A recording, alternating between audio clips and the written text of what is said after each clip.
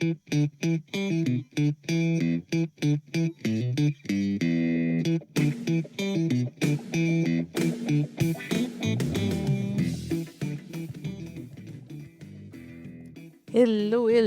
and welcome to Question Coach. So now you're listening to the third episode of the mini-series From Expert to Entrepreneur, my method to help you move from your corporate job to entrepreneurship. This is the method I use to create the E2E Incubator. The E2E Incubator is a personalized support program that helps experts like you become entrepreneurs by working on their positioning, their offer, their visibility. The incubator combines professional coaching, business strategy, and practical tools. It helps you transition from your corporate life to independent work with confidence and clarity. This program guides you step by step, allowing you to build a business aligned with who you are without getting lost in marketing or turning into an aggressive salesperson. Because let's be honest, we are not here to become pushy marketers. In this podcast, I'll walk you through the full method, but not all at once. That would take a long time. So if you're just joining us, you go back to the previous episodes, because in the first episode in September, 2 weeks ago, we talked about professional identity, that disorienting moment when you don't know really who you are anymore after you leave your corporate title behind.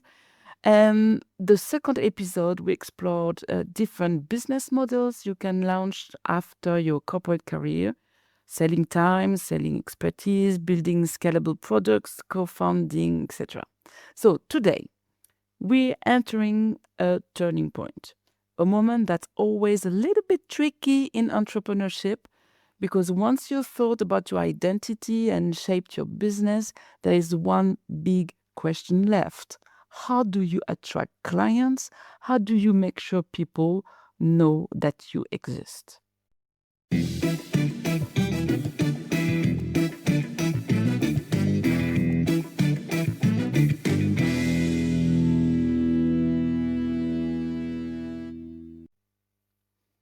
So now, to start, imagine you have everything in place: a business model, an offer, a name, a website.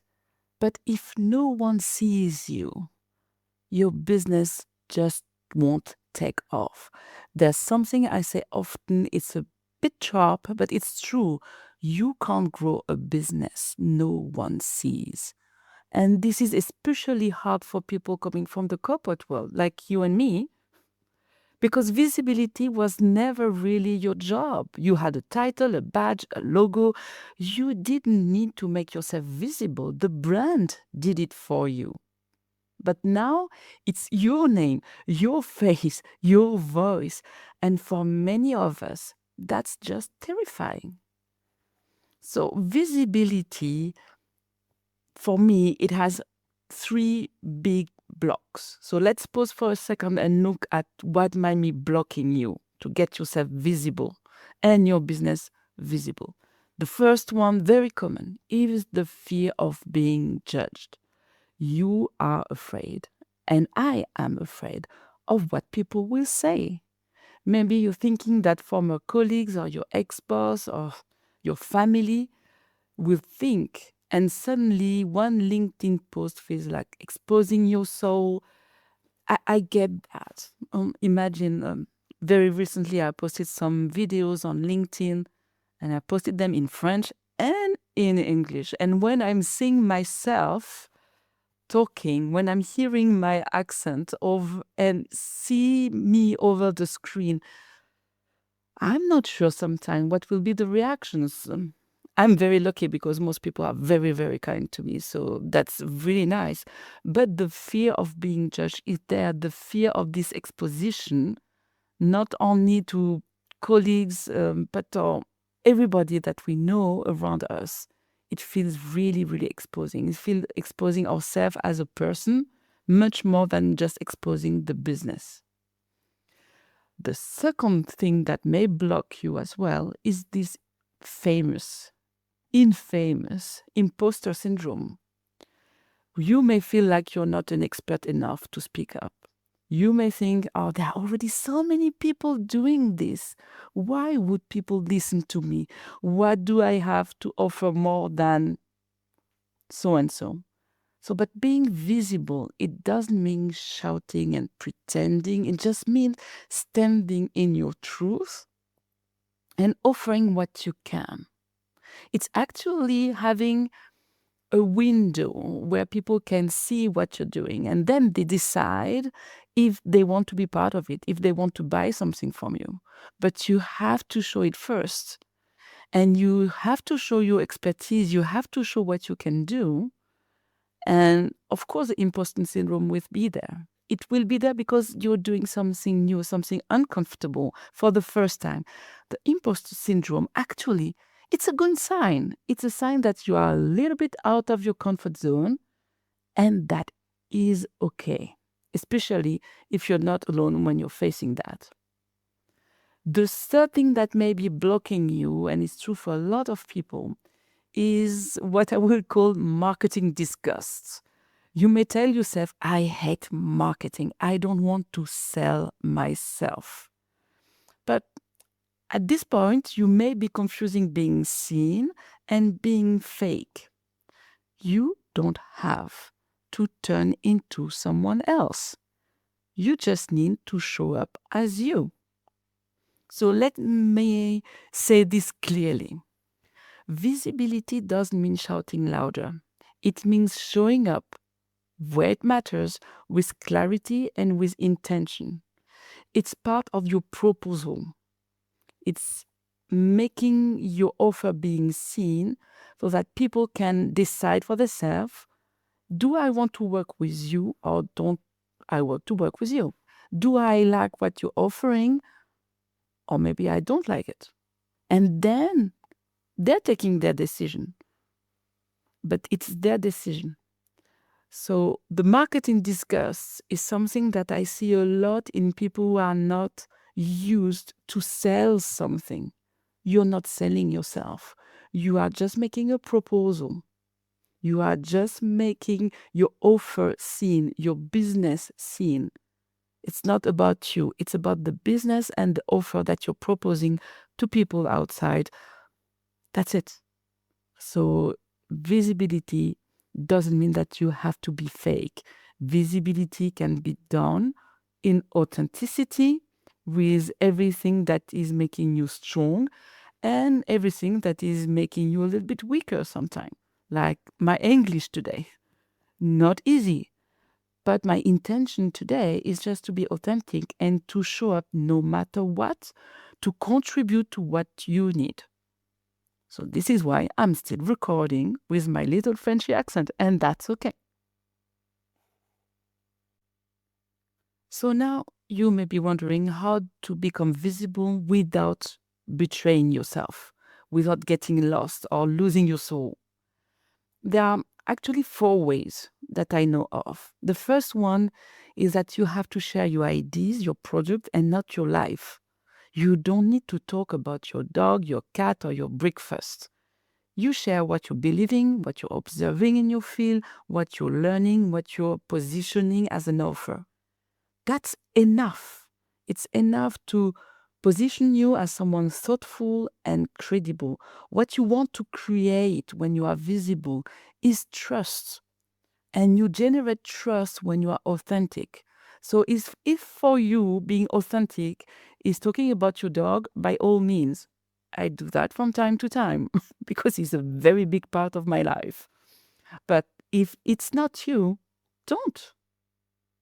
Don't. Because if you're doing something that is not like you, that is not authentically you, then you will never generate the trust that you need to build your business. So share your ideas and not your life. You don't want to share your life, and that's okay. The second thing is start small. Start one-on-one. You don't need to go live or to post every day. Don't listen to people on Instagram that will tell you to post every day a reel or to post a video or to have a post on LinkedIn every 2 hours. Start with real conversations. One coffee, one phone call, talk to someone in your network. Tell them what you're building. Tell them what you're proposing. It will help you clarify your message. It will build your confidence. And it will sell because people buy from people they know and people they trust. So visibility on social media, it's an accelerator of visibility for people who don't know you. But start with people you know. Start with real one-to-one conversation. One coffee, one phone call at a time. That's the second thing that I see. The third thing that I see people creating good visibility out there is create a good one-pillar content. It could be something like a monthly article, a newsletter, a short video every week, a podcast episode. This is what I'm doing with you just right now. I have this content not only to create visibility, but also because I want people to understand a little bit differently what coaching is and what they can do as entrepreneurs, but also it builds my visibility. And I'm sure and I'm conscious of that because I do it with my authenticity and my style. You will become familiar to my style and to what I'm proposing. So a podcast is a very good way to do that. It just takes a lot of time, but I have a lot of fun. So if for you podcast is not a possibility, you may think about a monthly article. You may think about a newsletter, a short video, something simple, something regular, consistent, and something really aligned with your energy. You don't need to be everywhere. You just need to be present somewhere and somewhere meaningful to you.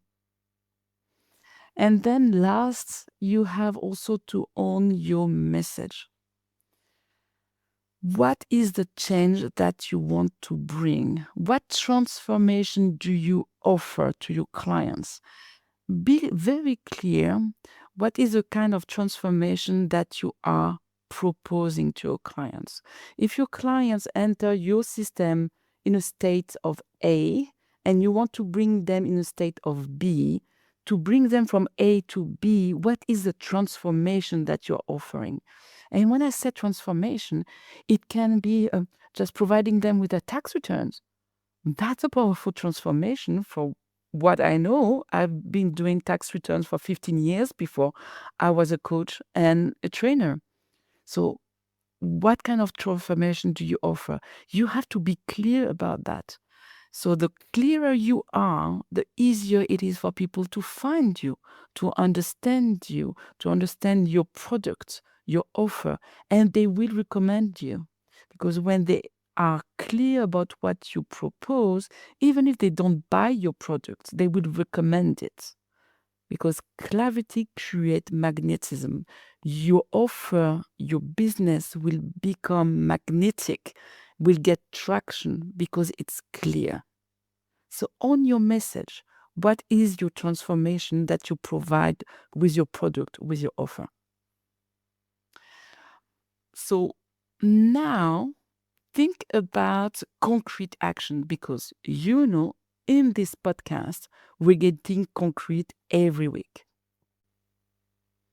So to be concrete with visibility, I will suggest you something, but it will be different if you are still in your corporate job or if you're already an independent. Because obviously, if you're still in your corporate job, you don't want to get too much visibility. Okay, but if you are already an independent, you want some, of course. So depending on where you are in your journey, here's your next step for next week. So if you're still in your corporate job, just go for the one-to-one. Invite someone from your network for a coffee, for a discussion. Tell them about your future project, what you have in your mind. Ask for feedback. Just that. Ask for their opinion. Ask if they would buy a product like this one. Ask if they would recommend somebody from their network for this type of product. So invite just someone from a one-on-one. Of course, it has to be somebody that you trust, of course. But if you're still in your corporate job, the visibility plan will begin already with these discussions in your network. This is what I did 4 years ago. I had a discussion with somebody from my network, and it ended up actually by landing my first big, gigantic client. And that client fed me for the last 2-3 years, or for the first 2-3 years of my business. So if you have somebody to talk to, somebody that you trust, start with this. Talk to them about your future project. Ask for feedback. Just that. If you're already an independent, you want to gain a little bit of visibility, post something on social media. Share a thought, an idea, a story, something that shows who you are, how you think. Then pause and notice how it feels. Write down as well what you learned, what surprised you, what you enjoyed. It's great to have a journal of everything that you are posting on social media, or the newsletter that you have, or any kind of visibility that you create. And then try to get as much data as you can. How many people viewed that? How many people reacted? Did you get some traction, some question? Write that down. Show also what surprised you, what you enjoyed. How does it feel to get exposed and visible? And are you confident, or are you comfortable with the thought, the idea, the story that you shared? The goal isn't perfection. It's momentum. It's getting you into action. Okay, so post something very simple. Start with something simple. A thought, an idea, a story. It doesn't have to be perfect. It is never perfect. And if it's perfect in your eyes, it won't be perfect in the eyes of anybody else. And the other way is perfectly sure. So don't aim for perfection. Aim for momentum. Start with something small and see how you react. See of the reaction of other people, and then try really to get the lessons out of this, so that the next time, next week, next days, you can post something else and then learn from that momentum, that traction that you're having. So what I'm saying, or I guess what I'm trying to say, is visibility is a journey. It's not a simple act. It's not a simple action. It has to be something recurring. So you have to learn along the way, and you will. So keep a journal to make sure that these lessons learned, you have them in your mind every time that you're trying to do something different, or every time you're trying to accelerate.